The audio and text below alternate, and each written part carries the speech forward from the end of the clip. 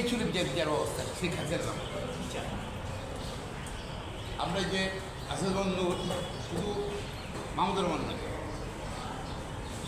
7 জানুয়ারি তথাকথিত নির্বাচন আগে অনেক কিছু সাজা দিয়েছে, অনেক নেতাকর্মীর সাজা দিয়েছে ফরমাইশের রায়ের মাধ্যমে। তার বিচার করার অধিকার নেই, বিচারিক করা তার নৈতিকতা নেই।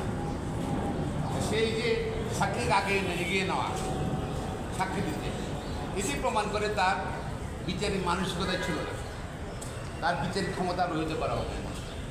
আমি দাবি করছি আসাদুজ্জামান নূর যেখানে থাকুক না কেন তার বিচারক ক্ষমতা রহিত করা হোক, তার বিরুদ্ধে ডিপার্টমেন্ট প্রসিডিং শুরু করা হোক। পাশাপাশি যে সিএনআই রেজাল্ট চৌধুরী তিনিও সাক্ষী গায়ে নিচ্ছেন, যে সিএম যেখানে থাকতে না কেন তার বিরুদ্ধে আপনার রেজাল্ট চৌধুরী তার বিরুদ্ধে ডিপার্টমেন্ট প্রসিডিং শুরু করুক, বিচারের ক্ষমতা রহিত করুক।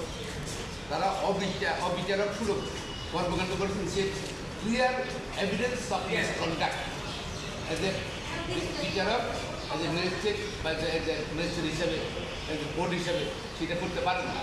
তখন ভাই তাদের দুজনের এখন পদায়ন কোথায় জানা আছে? দুজন এখন জুডিশিয়ারিতে আছে, ওখানে কোথায় যেখানে থাকুক না কেন তাদের এই বিচারিক মানুষের বিচারিক সুলভ মানসিকতা নাই। যদি বিচারিক ক্ষমতা রহিত করো, আমি আইন মন্ত্রীকে অনুরোধ করবো, মাননীয় প্রধান বিচারপতি দৃষ্টি আকর্ষণ করছি, তারা ফরমাইশি রায় দিয়েছিল মাহমুদুর বিরুদ্ধে, যে রায়ের পরিপ্রেক্ষিতে আজকে মাহমুদুর রহমান জেলে গিয়েছে।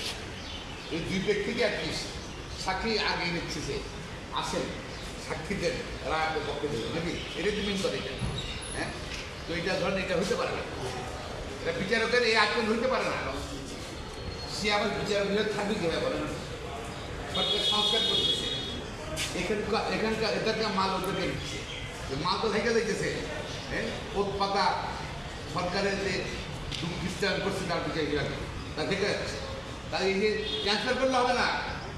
ওদের বিরুদ্ধে যারা এত 16 বছর অবিচারিক সুলভ কর্মকাণ্ড করেছে, শিশু বিচারককে বিচারিক ক্ষমতা রহিত করতে হবে।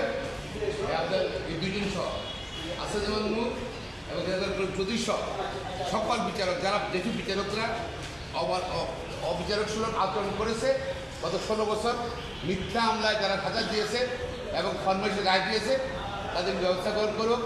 সারা বাংলাদেশে যারা আছে ওদের বেছে তারা এবং তদন্ত করা হোক, তাদের বিচারিক ক্ষমতা আপাতত রহিত করা হোক, তাদের জীবনে পছন্দ। আরেকটা প্রশ্ন, সেটি হচ্ছে আপনি সংবাদ সম্মেলন করে এখান থেকে বেশ কিছুদিন আগে বারের হলরুমে সেখানে যে দাবি করেছিলেন যে যারা এরকম যারা অভিযুক্ত বিচারক আছে বা এই, আপনাদের কথা কি শুনছে না সরকার? এখনো দাবি করছি সরকারের নিকট, মানে সরকার কি শুনছে না? সরকারের দাবি করছি, আইন আছে, সংবিধানে আইন আছে, সংবিধান আছে, মানে প্রধান নিয়োগের দাবি করছি যারা নিম্ন আদালত বা আপনি ছাত্র সাজা দেওয়া হয়েছে পর্যায়ে বিষয়, সাবেক প্রধানমন্ত্রী তাকে বাংলাদেশ থেকে বসে বসে কয়েকজন তাকে হত্যা ষড়যন্ত্র করেছে এবং সেখানে মাহমুদুর বাসা হয়েছিল। তার মাহমুদুর সাহেব তো প্রত্যেকটা নির্যাতন গ্রেপ্তার বিভিন্ন কারণে গিয়ে দেশ ছেড়ে চলে গেছে, তার অ্যাবসেন্সে এই মামলার সাক্ষী হয়েছে। আমরা সবসময় বলতাম যে নিম্ন আদালত সরকার কর্তৃক নিয়োজিত।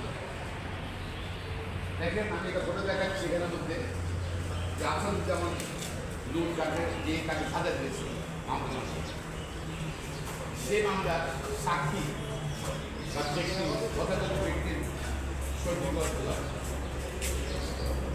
তাকে এগিয়ে দিচ্ছি যে শিশুর বিচারক, যে কোর্টের বিচারক হয় সেই কোর্টের বিচারক